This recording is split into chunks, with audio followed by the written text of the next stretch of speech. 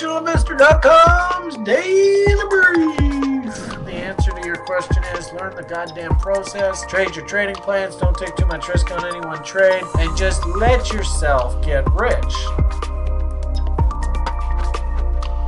Hello, everyone. Welcome back to the RationalInvestor.com's Daily Brief. Happy Monday morning. This is our free broadcast, of course. Try and do like 20 minutes or so.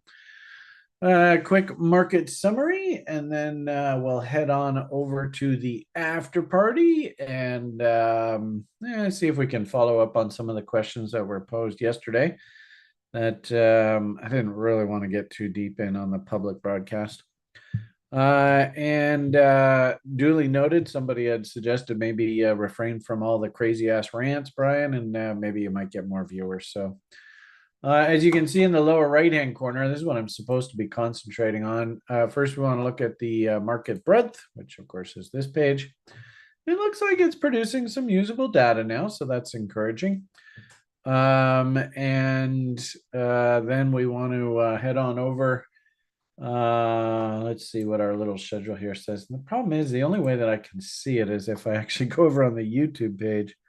It's frustrating as hell, but anyway, talk a little Econs. ISM came out, PMIs pretty weak, a little bit under expectations, getting a lot of weak economic data from various parts of the world here today. Which maybe suggests that these Fedsters have gotten in front of the inflation problem. I've told you repeatedly, and I suppose that's the next conversation that we have. The easiest way for you to follow inflation is just follow what the energy prices are doing. I don't know why the talking heads and the jerks that run our world try and confuse the public, with things like personal consumption expenditure. What the fuck is that? I mean, really, all you got to do is just follow the commodities markets. If commodity prices are rising, then that's inflationary. If commodity prices are falling, that's deflationary. And we got a huge deflationary push here today. So I suppose we'll talk about that in a bit. Good old Bitcoin rallying back up against top end of his range. It was relatively short-lived, but maybe it's got a bit of legs here. That rally did actually give me the ability to put on the happy little shorts back on for the Bitcoin futures. So we'll see how that goes. I guess topic specific today, obviously GameStop. Well, not obviously, but that funny little meme stock back in the news. What's his name? Roaring Kitty or something like that. Touting about how he owns hundreds of millions of dollars of the assets. Oh, okay. Frankly, I mean, we can look at the price chart, but I'm not really overly impressed. I have a free proxy on over there in Solana land, but I really wouldn't touch it here. I think it's got trouble written all over it. NYSE had some interesting issues with glitches in price quotes, and we were kind of joking in the TRI lounge about how if you had some stink bids while working on things like Berkshire Hathaway, you got absolute gifts today. Although I'm sure that they're probably going to bust all those trades. And then, as I said there a moment ago, I think probably the news of the day is all around oil. Oil prices are absolutely collapsing here, which ironically enough is exactly what's supposed to happen here. We are in the greed cycle, which means that we should see commodity prices, generally speaking. Of course, we've got this stupid great reset nonsense going on, so they're screwing around with the actual value of crap in the marketplace based on our fiat currency system. But on balance, we should actually see commodity prices in general trend lower well into probably about 2035 or so. So anyway, hallmark of the greed cycle. So not a big surprise that energy prices are falling. We had, I guess, two specific events. Number one, the oil cartel, and it's kind of laughable. It's not really a cartel anymore. They call it OPEC plus, whatever the hell the plus means. I think the United States of America is actually the biggest oil exporter in the world right now. So take that, cartel. And the stupid thing is, of course, you always hear me going on about my idiot leader in my country. But if Canada lived up to its actual production capability, we have like the second largest oil reserve in the world sitting up here in China. But our idiot leader here, he wants to try and bankrupt the oil business, which is so stupid. Um, so I don't know, China, it's a mess here. So, but anyway, the irony of it all is that OPEC Plus announced that they were, and it's so funny with their double talk. They are going to suspend the cuts. Well, why not just say you're just going to let people do what they do? Right? No, no, we're suspending the production cut quotas. What? So, anyway, point of the matter here, oil prices are falling appreciably, which should be very deflationary, which is going to help the Fed and all of these central banksters that are worried about inflation. If and of course it's a big if, has oil prices actually broken in earnest, or are we just exploring the bottom end of the range? Then we go zipping back up top. But if prices are breaking in earnest, and if this is the trend, and then this is going to make the central banksters' job a hell of a lot easier to justify lowering interest rates going forward, which should spurn the economy. So, all right. So first things first, breadth data. We had just an absolutely violent rally there on Friday. I think a lot of it had to do with options expiry. I had detailed and even tweeted out some really interesting options data, and then on Friday, daily briefs and all that kind of stuff. We did talk at length about the options expiry and the implications. And I have kind of noticed that, they're going to blame it on, it's a weak ISM manufacturing data. That's the reason why the market's coming down. I think it had everything to do with just, they pushed the markets so far there on Friday that probably need a little bit of give back. And interestingly enough, about midway through last week, I specifically remember talking to you guys about how fast was getting oversold here. And the distance between the fast and the medium, these things don't like to be far apart, right? I mean, it's just like any moving average. And let's see, can I do this? It's always a challenge to get this silly thing to work. Well, anyway, so you can see if we go back over time, when these moving averages get a little bit far apart, you get some sort of check of the trend and they come back together. It's not really a big surprise. We had, moving averages move far apart, you get a check, they come back. So we had the moving averages very far apart. We got our big check through that options expiry. Now I might even ask, okay, now we actually have to ask, what is the trend going forward? And if fast rolls over and we M out and we start to break back down, then we're probably going to come back down, test these lows. And if anything, that would actually set up my ideal buy signal where we could have the slow work its way back down to oversold.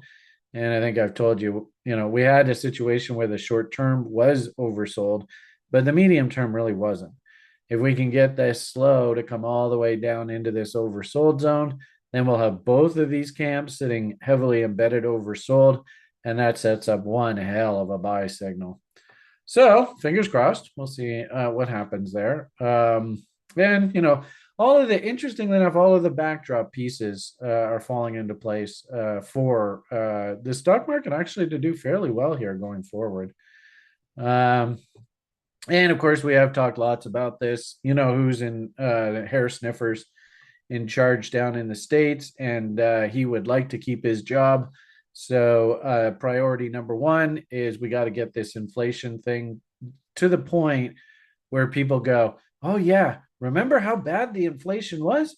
But gee whiz, this hair sniffer guy, he tackled it. And now there is no inflation. And let's vote him back into office. That's probably what needs to happen here. At least that's his ideal scenario. And now he's got Trump on the run. So there's actually a very high probability that Trump might actually be in jail. They're actually going to throw him in prison here, so he cannot even attend the Republican National Convention. You can't write better fiction than reality. It's remarkable how crooked all of this is. It's just stunning. Anyway, so point of the matter here is we did have the market sort of clean itself up from what I would consider maybe a little short-term oversold condition that's now been resolved. The interesting thing when you actually look at the stock indexes, like whenever I look at something like ES here, I don't really have any buy signals. I mean, does that look like a W to anybody? Doesn't really look like a W to me. And really, we are painting lower highs and lower lows. All Friday was just basically a dead cat bounce. And even if you change this to a line chart, which of course most of the institutional guys are going to follow, there ain't no W's there. So, you can see the W that came in over here, which spurned that nice rally that we just enjoyed. I don't see W's yet. I mean, maybe over the next few days, if this thing can W out and break trend lines and all that kind of fun talk, great. But I don't see anything just yet. So I'm not like going, oh, it's free clear, away we go. Like, if anything, what I said there, I like the idea that we need to see a bit more weakness to bring that slow moving average down into the oversold, then paint a nice W, and then we can set the stage for a nice rally. And I might argue that, well, let's stay focused here. Still got a lot of stuff to cover. So moving on, what's next on our hit list? So we looked at the breadth. I think give you a pretty good idea of what's going on there for our free broadcast. We can always circle back around if anybody has any questions in the after party. So what's sort of the push du jour? What's going on here news wise? The Econs this morning, they're not exactly bullish. That's the irony of it all. This is one of these kind of situations where if you're thinking, a dead cat bounce rally, mind you can see stocks, they're not really happy here. We've got the S&P 500 now down better part of 0.5%. The Dow itself, more of those kind of blue chip, kind of like, what does Julian like to call them? Boomer, I guess, assets. I don't know. Down better part of 1%. And then your tech stocks starting to show a little bit of chip.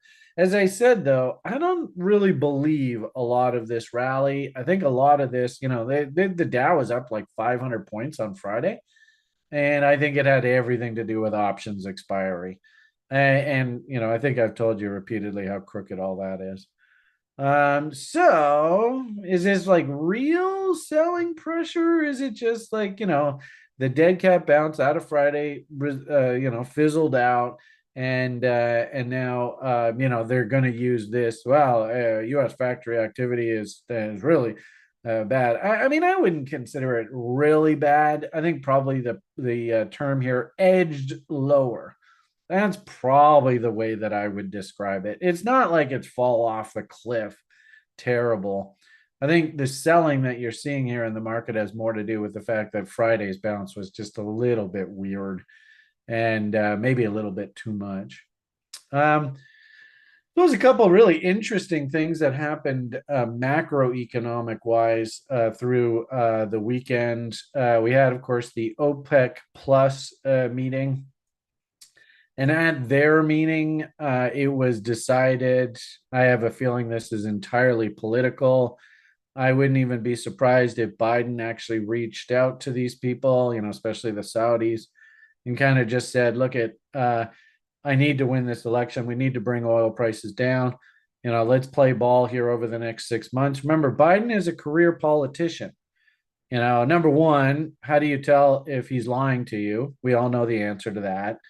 And then number two, he'll sell your soul if he thinks that it will help him win the next election. He will do anything. I mean, he is a career politician. This is what they do. So has he made some sort of unholy alliance, some sort of deal with the OPEC plus people to get that oil price down? My thinking is yes, that's a part of what's going on. But I would also say, too, there's something really big that's just happened here down in Mexico. Mexico, of course, is a very large oil supplier. And for quite a long period of time, Mexico politically was very much sort of, attuned to the United States, attuned to capitalism. Of course, you saw Billy Gates through the whole sickness nonsense go like ape shit long Mexico. And I think a lot of American capitalists have done very, very well on this Mexico build out, but it feels like the political winds are shifting. So much so that actually the upper and lower house of their government has completely moved in favor of the socialists. And they've just elected, I don't think the sex of the person really makes any difference, but, for historic purposes, their first woman president. And she is also relatively left leaning, which means that here comes a big socialist push out of Mexico. And keep in mind, historically, Mexico has actually been very socialist. You ever seen the movie Falcon and the Snowman? Through the whole Cold War, actually, the Russians used to use Mexico as sort of an operating base to infiltrate the United States. So it does show historically where Mexico kind of leans. But anyway, the point of the matter here is Mexico's getting absolutely taken apart here. The peso itself is plunging. The stocks, they said, a lot of the big blue chip stocks are off like 5-10%. I mean, it's an absolute destruction in the Mexican capital market here.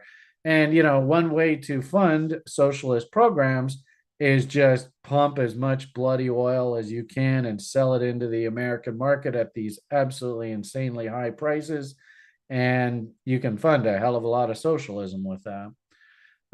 So interesting development. Not only do we have OPEC punch the oil market in the nose, but we also have Mexico punching the market in the nose.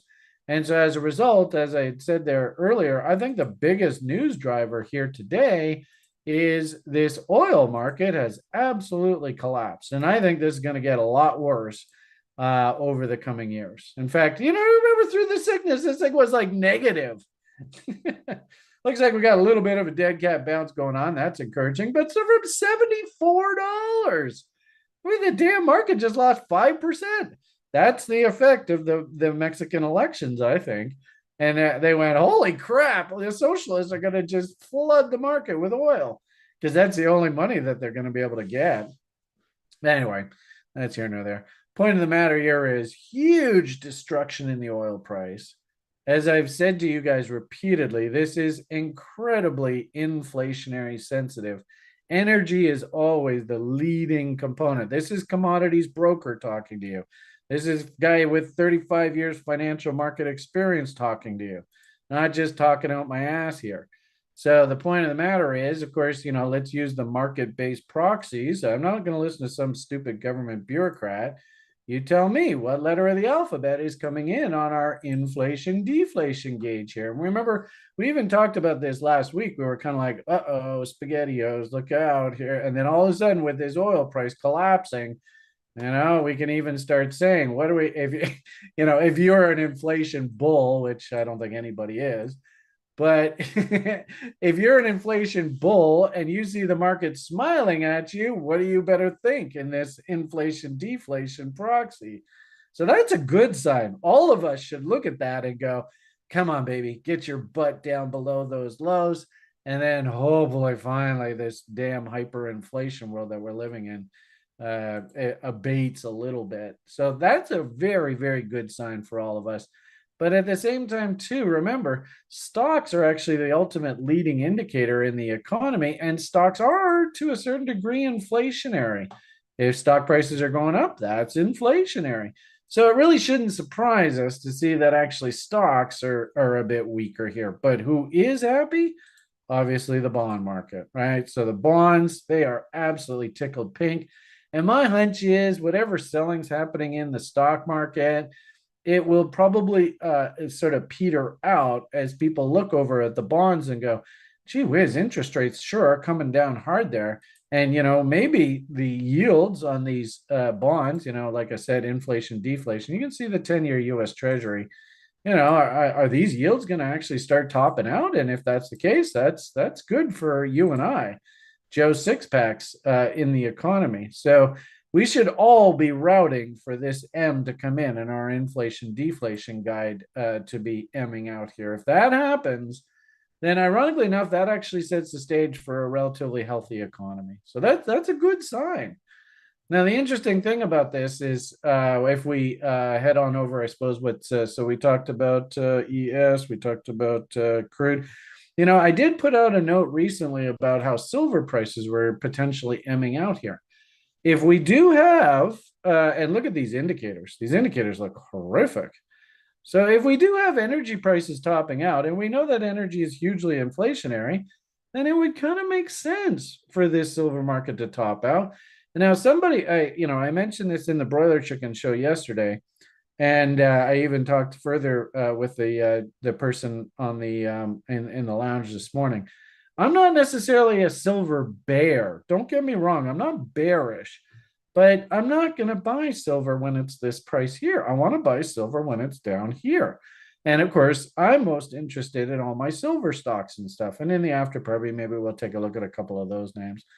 But what would cause prices to come down into these levels, back down into the base? Well, if you have, maybe 3 or 4 months here of oil prices soft, election tampering. I wonder. You might have the gold and silver calm down here a little bit. It wouldn't surprise me, especially if we have things like yields on the bonds topping out and our inflation deflation gauge starting to flash deflation. So put it all together. If anything, today, I think Joe's six pack, right? Everybody working should actually be cheering right now. Should be going, you know what? This is good what we're seeing. Unfortunately, of course, for like the crack addict stock market, it's not really anything to write home about here yet. And if anything, talking about the breadth, talking about, price action here, this needs a bit more time to clean up. All right. There were a couple of funny things that happened in the market. A New York Stock Exchange had a little bit of a brain fart here this morning. So some of the particular stocks on the New York Stock Exchange did some weird things. Barrick Gold, if I understand correctly, basically, I think it gapped lower. Not real. So, sometimes exchanges, this happens. And the interesting thing with this is that probably what would just simply happen in this scenario. Actually, Berkshire. Somebody had showed me a Berkshire had like a price quote down here of like $100 or something. But usually in these kind of scenarios, I think Chris is trying to say something. Chris, did you want to mention something? Oh, well, I mean, he has a couple classes of stock, but it was the .A that blew up. Is that what it was? Hey, there you go. So my hunch here is that after the fact, the exchange will just go back and bust all these trades. It's typical. It does happen. It's not real. Anyway, kind of this is almost like just a technical glitch, if you will. I wouldn't really read too much into it. And then, of course, kind of a fun name, this good old GameStop.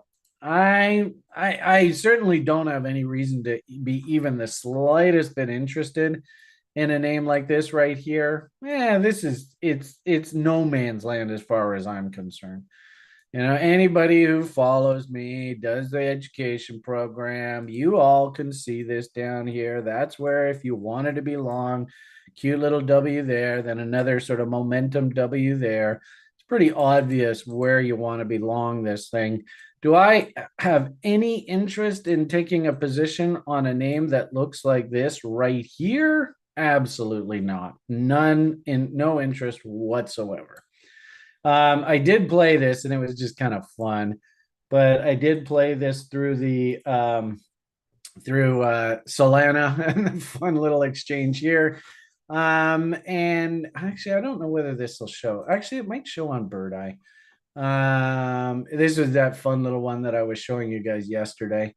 That was what we did over the weekend. But GME, I got off like 20x, 30x trades. I mean, I got nothing to complain about. We did very well on this. But would I have any interest in participating in this thing right here, right now? We'll see whether this thing can load up or not. I think I have the symbol over here too. I mean, I've got the free coins when I sell halves on doubles, triples, quadruples. There it is there. Do I have any interest in you can see where I was selling all through here. Do I have any interest in doing anything right here, right now? No, none whatsoever. So it's not really something that I would even be the slightest bit interested in here. I was buying, does this show? Let's see. I mean, this was such a boss trade. I was buying when they were crying. Coming in and doing something here? No, no, no, no, no, no, no, no, no. So anyway, that's sort of the GME comment. Lastly, I suppose we could take a look at the old corn. Not really doing a hell of a lot. I did put out a tweet last night when I came back from Lily. I noticed that, and we talked about this over the weekend. We did have an inside bar here that fired. We actually recaptured the 13 EMA. So this right here, this occurrence that happened yesterday, where the inside the inside bar, and this also is a harami as well. It fired, and that's a fractal. So that's a buy signal right there. And I came back from yesterday with Lily, and I saw that we were pushing higher. And I even put out a tweet basically saying it looks to me like we got a date with reload zones, downtrend lines, uptrend lines, resistance. And sure enough, that's exactly what happened here this morning. So, when the whole stock market opened up, of course, GME, all that kind of orgy talk stuff, everybody, there was still like a bit of a hangover from Friday's kind of silliness market there. See if I can show you that on the NASDAQ. So, NASDAQ here actually went and gapped open lower, or excuse me, lower higher this morning. And that's kind of on that inertia of the Bitcoin move and all that kind of stuff. Then we went and M'd out. And of course, when we M, then we start talking foggy boggies. And sure enough, we've just been working our way lower here. I honestly don't know how far this thing has to go. Remember, this was that big options contract that I told you that they absolutely needed to get the market to go out above. And they did exactly that. I mean, just smacks of market manipulation. But of course, the public will never see this because it's in the options market. Oh, how convenient. Tell you, Wall Street is so crooked these days. It's insane. So I don't, I think what happened here was we had a whole bunch of inertia coming out of the weekend, following that insane move on Friday, and you can see it petering itself out now. And you might argue, reload zones, 50% rules, all that kind of stuff, probably 4.669 lines up nicely with that level. And that probably is your base. You can see the bottom is trying to come in here now on this intraday chart. But as it stands right now, you can see lower highs and lower lows. They're just basically taking back the stupidity from Friday. And I hate to say it, but I kind of think I see the same thing happening here on yield corn, where it was kind of like, we had a pretty good inertia and the market popped right up into resistance. But I'm starting to see like little chippies.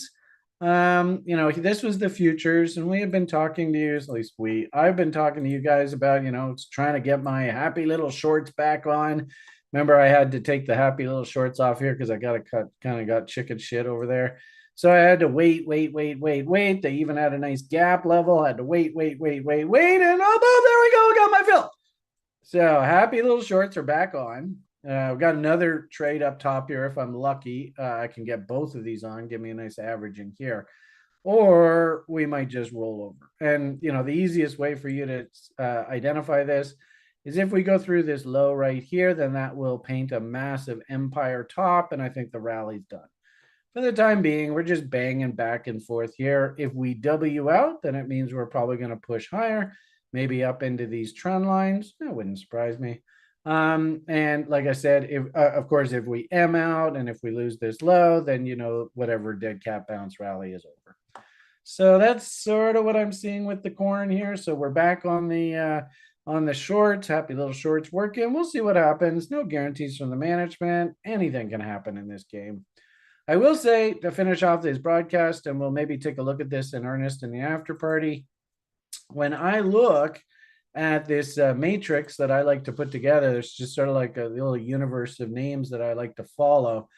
I'm starting to see some W's in relatively attractive trade locations. So, like, look at this little, I don't know who these guys are, SGB, but look at that W coming in here. I don't know whether this is the start of a new bull run, but man, it looks like higher highs and higher lows. You can see this little FLR. He's trying to put in a cute little W here. So you can see we're not on the other side of downtrend lines, but we have come down a long way. Could we get a nice little week or two window here where you can see these little names pop up here? Sure, that could happen. So don't be surprised if you see some back and forth. I'm not going to go into too much detail here. I just wanted to point out that there are names that are moving up in this space, and of course, you saw the Devon and what is it, Zach, that Zach Morris guy, his coin and all that. One thing I will say, and this is an interesting commentary for like Julian's boomer legacy names.